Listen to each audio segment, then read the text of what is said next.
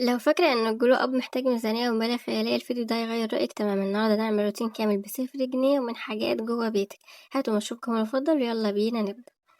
أول حاجة نبدأ بيها هي البشرة، ودي أكتر حاجة البنات بتشيل همها قبل الدراسة، خصوصا لما نصحى الصبح ونلاقي الوش مجهد أو فيه هالات أو حاسين إن الجلد باهت ومفيهوش أي حيوية. أنا زمان بقى كنت بعمل كارثة. كنت فاكرة إن النظافة يعني أجيب أقوى صابونة ناشفة عندي في البيت وأغسل بيها وشي لحد ما يشد، ويا مولاي كما خلقتني. وكنت فاكرة إن المسام دي حاجة بتختفي بالمعجزات أو لما نحط عليها مية سخنة جدا. طلعت كل التخبيصات دي بتدمر حاجز البشرة وتبطئ أي نتيجة وبتقلب بشرتك لدهنية أكتر، لأنها بتحاول تفرز زيوت تعوض الجفاف. الحيلة المجانية 100% بديل التونر والغسول والسيرم الغالي هو مكعبات مية الرز المتجمدة أو الشاي الأخضر.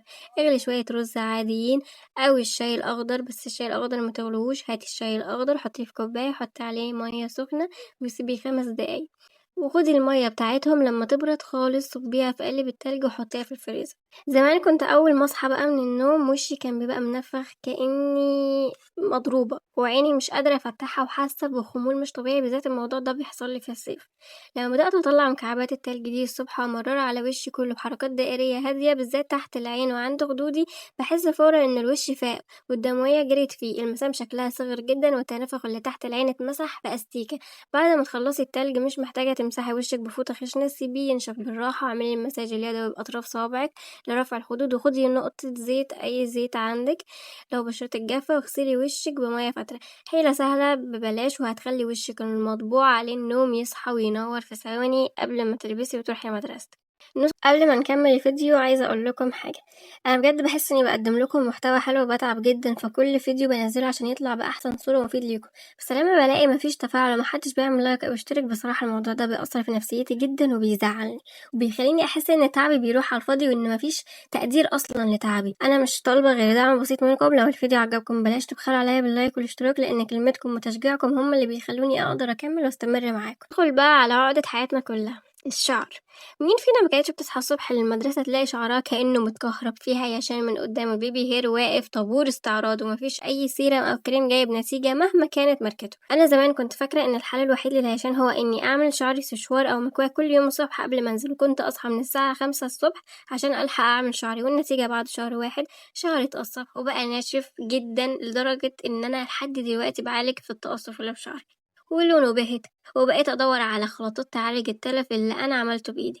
البديل المجاني اللي هيغير شعرك 180 درجة، جل بذور الكتان أو مية الروزماري. بذور الكتان دي رخيصة جدا. هاتي معلقتين واغليهم في كوباية مية على النار لمدة 5 ل8 دقايق لحد ما تلاقي المية بقت قوامها زي الجل التقيل. صفيه وهو سخن بشاش أو شراب نايلون قديم، واحتفظي بالجل ده في برطمان في التلاجة. طريقة الاستخدام يعني بعد ما تغسلي شعرك كده بالشامبو، خدي شوية منها وحطيه على شعرك، وبعدين اشطفي شعرك تاني بس ما تحطيش بقى أي حاجة تاني، وركزي على أطراف شعرك وعلى الشعر المتطاير من قدام. بيدي لمعة خطيرة كأنك حاطة سيرم بآلاف الجنيهات، وفي نفس الوقت بيثبت البيبي هير طول اليوم الدراسي من غير ما يخلي الشعر مدهن أو ناشف وملزق زي الجل العادي. ولو عايزة ريحة حلوة حطي نقطة لافندر أو أي زيت عطري عندك. نيجي بقى للجسم والنعومة والنظافة الشخصية. طبعا كلنا بنشوف فيديوهات الميك اب والبلوجرز وهما بيعرضوا السكرابات والماركات الشهيرة اللي بريحة الفانيلا والمانجا والشوكولاتة، وأسعارها بتبقى خيالية وبتقفل النفس. هعترف لكم اعتراف صريح، أنا زمان كنت لما أروح أشتري مقشر غالي بمصروفي كنت بخاف أستخدمه عشان ما يخلص. كنت هاته منه لحظة صغيرة جدا واقعد اقول خسارة استهلكه كله. فتخيلوا الهبل لحد ما اكتشفت ان افضل واقوى مقشر على كوكب الارض موجود في المطبخ وبنرميه كل يوم في الزبالة، وهو تفل القهوة المستعمل. بعد ما تشربي القهوة او اهلك يشربوها زائد معلقة سكر، يعني هاتي التفل وحطي عليه معلقة سكر وحطي عليه اي زيت عندك. ولو عايزين بقى ريحة حلوة بقى كده حطوا جوز الهند. بس عارفين جوز الهند اللي هو انا مش عارفة الصراحة اسمه بالظبط، بس اللي هو احنا بنحطه على الحلويات ده هحط لكم صورته، او حطوا فانيلا هيبقى يعني ريحته زي الماركات الشهيرة. ادخلي الشاور باللي جسمك بمية دافية عشان المسام تفتح، وخدي الخلطة دي وفركي بيها جسمك كله بحركات دائرية بالراحة، وركزي على الكوع والركبة والأماكن اللي بتحسي إن فيها جلد ميت أو شعر تحت الجلد.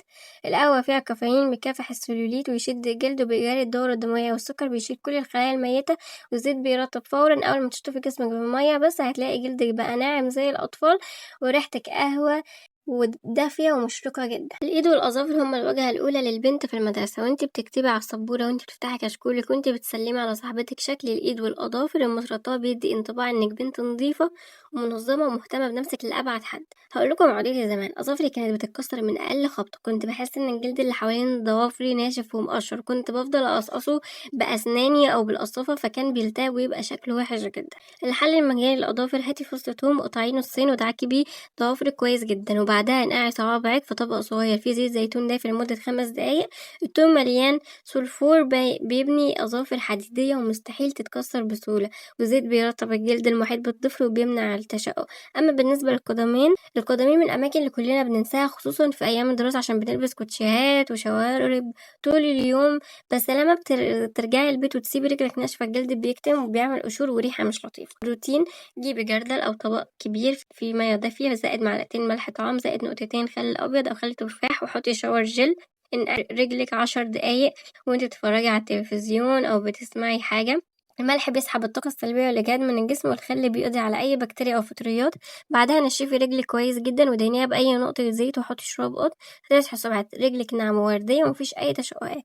الوش مش بس بشرة، الوش عبارة عن تفاصيل صغيرة هي اللي بتصنع الفرق وتخليكي تباني جميلة وحلوة من غير ولا نقطة ميك اب أو فاونديشن يضايقك في المدرسة. أولا الشفاه، نص معلقة سكر زائد نقطة عسل أو نقطة زيت، افرك شفافك بالراحة جدا بحركات دائرية. المقشر ده بيشيل الجلد الناشف اللي بيخلي الروج أو زبدة الكاكاو شكلها مقشر ومتكتل. انا زمان كنت بشتري زبدة كاكاو بريحة الفراولة رخيصة، كانت بتنشف شفايفي اكتر وتعمل خطوط سوداء. الحل الاسهل والاضمن، بعد ما تقشري شفايفك حطي مسحة صغيرة جدا من الفازلين قبل ما تنامي، تسحب شفايف موردة وناعمة ومتقشرة طول اليوم. ثانيا الرموش والحواجب، بلاش مسكرة يومية في المدرسة، المسكرة اليومية بتقلل الرموش وبتوقعها مع الوقت وبتسوي تحت العين. حل، هاتي فرشاة مسكرة قديمة عندك واغسليها كويس جدا بمية وصابون ومشيها على رموشك وحواجبك. هتستخدمي لرموشك جل الصبار ولحواجبك فازلين، أو ممكن تستخدمي زيت خروع لحواجبك بس كل يوم قبل النوم. هتصحي الصبح حواجبك ورموشك مترتبة ومرفوعة، ومع الوقت هتلاحظي انها بقت اتقل واطول. ثالثا تبييض الاسنان طبيعي، قشر الموز اللي بنرميه بعد ما ناكله الجزء الداخلي الابيض اللي في القشرة دي مليان مغنيسيوم وبوتاسيوم. افركي اسنانك بالجزء الداخلي ده لمدة دقيقتين قبل ما تغسلي اسنانك بالفرشاة والمعجون العادي، بيدي اشراقة وتبييض فوري وبيشيل تصبغات بتاعة الشاي والقهوة. نيجي بقى لأهم نقطة بتفرق بنت عن بنت في المدرسة، الرائحة والنظافة الشخصية. كلنا بنبذل مجهود في المدرسة، بنتحرك بنطلع سلم وبنقعد في الفصل مع زمايلنا، فعايزين ريحتنا تفضل نظيفة ومنعشة، وإياك حد يشم منك ريحة عرق طول ال7 أو ال8 ساعات بتوع المدرسة. أنا زمان كنت برش العطر أو البادي سبلاش على الهدوم مباشرة الصبح وأنا نازلة. أول ما أوصل المدرسة وأحضر أول حصتين ألاقي ريحة طارت تماما ولا كأني حطيت حاجة، كنت أستغرب جدا هي الريحة بتروح فين. اول حاجه لازم ان احنا نهتم بيها هي الديودرنت، لازم نحط مزيل العرق، وبعدين بقى نبقى نشوف بقى العطر ده. وعلى فكره لو انت بنت بالغه حرام ان انت تحطي عطر، فانا بكلم البنات اللي هم الصغيرين. العطر عشان يثبت محتاج بيئه دهنيه يمسك فيها. ادهني طبقه خفيفه جدا من الفازلين وعلى اماكن النبض ورا الودن على المعصم عند الرقبه وعلى منطقه الترقوه. بعد كده رشي العطر او البادي سبلاش بتاعك على الاماكن دي بالظبط. الزيت بيعمل كانه مصيدة لجزيئات العطر وبيمنعها انها تطير مع الهواء، فتفضلي كل ما تتحركي او تعرقي عرق خفيف تطلع منك ريحة حلوة ومنعشة طول اليوم الدراسي. بما اننا بنحكي عن الجلو اب بالكامل، فالمظهر الخارجي نظافة لبسك وشنطتك جزء لا يتجزأ من اناقتك وهدوء اعصابك في المدرسة. ترتيب الشنطة واللبس من بالليل، زمان كنت اكسل واقول هصحى الصبح بدري 10 دقايق الم الشنطة واكوي الطقم، النتيجة اصحى متأخرة، الاقي القلم ضايع، كشكول مش لاقياه، اللبس مجعد ومكرمش، واخرج من البيت مطرة ووشي بارد من كتر الجري. النصيحة، الجلو اب الحقيقي بيبدأ من بالليل. حضري الطقم بتاعك كويه وحطيه على الشماعة، جهزي الشنطة ورتبي الأقلام والكشاكيل وحطي ازازة المية بتاعتك في التلاجة. الصبح هتقومي هادية، هتاخدي وقتك في الماسك، هتشربي مشروبك المفضل وهتنزلي المدرسة وانتي واثقة في نفسك وفي مظهرك تماما. ودلوقتي وصلنا لأهم فقرة في الفيديو، نصائح الجلو اب الحقيقي جوه قبل بره. الذكاء في التعامل مع أيام المدرسة عشان تطلعي بأفضل نسخة من نفسك. 1. شرب المية بكميات كافية، خدي معاكي إزازة مية كبيرة كل يوم المدرسة وخلي هدفك إنك تخلصيها قبل ما ترجعي البيت. الجفاف هو العدو الأول للبشرة والشفايف، لما جسمك بيجف البشرة بتفرز زيوت زيادة عشان تعوض، فتطلع لك حبوب مفاجأة والشفايف تتشقق مهما حطيتي مرطبات. 2. النوم بدري وتنظيم الوقت، زمان كنت بصحى على الموبايل الصبح وأقول هعوض النوم في الفسحة أول لما أرجع من المدرسة، والنتيجة كانت الهالات السوداء، التشتت، التركيز صفر في الحصص. النوم البدري هو السيرم الحقيقي لوشك ولصحتك النفسية. 3 تقليل السكريات والأكل السريع، الحلويات، الشيبسي، المشروبات الغازية قبل أو أثناء المدرسة بيبوظوا البشرة وبيعملوا حبوب تحت الجلد مفاجأة، غير إنها بتحسسك بالخمول. استبدليهم بفاكهة أو خيار وجزر متقطعين في علبة صغنونة معاك. 4 الاهتمام بالتغذية الداخلية، الماسكات بتهيأ البشرة من بره بس الأكل هو اللي بيبني الجلد والشعر من جوه. كلي خضار ورقيات واشربي عصير طبيعي وهتشوفي الفرق في شعرك وبشرتك وأظافرك من غير ما تحتاجي أدوية أو فيتامينات غالية. 5 الثقة بالنفس والهدوء، الجمال مش بكثرة المنتجات ولا الميك اب التقيل اللي بيبان في الشمس شكله مش حلو، الجمال بنظافتك هدوءك بساطتك واهتمامك بنفسك بأبسط المكونات المتوفرة في بيتك. وبكده نكون وصلنا لنهاية الفيديو النهاردة. أتمنى تكون الأفكار ومسقط الروتين المجاني ده عجبكم واستفدتوا منه ويكون خفيف على قلوبكم. بس قبل ما أقفل الفيديو عايزة أستغل الفرصة ونقعد ندردش مع بعض شوية زي الأخوات واعتبريني صاحبتك الأنتيم. قولولي في الكومنتات تحت انتوا مدرستكم أو دراستكم بتبدأ امتى بالظبط؟ هل لسه قدامكم وقت تجهزوا وتعملوا الروتين ده براحتكم وتجربوا الخلطات دي على مهلكم، ولا خلاص فاضل أيام معدودة وداخلين على المعمعة والصحيان بدري؟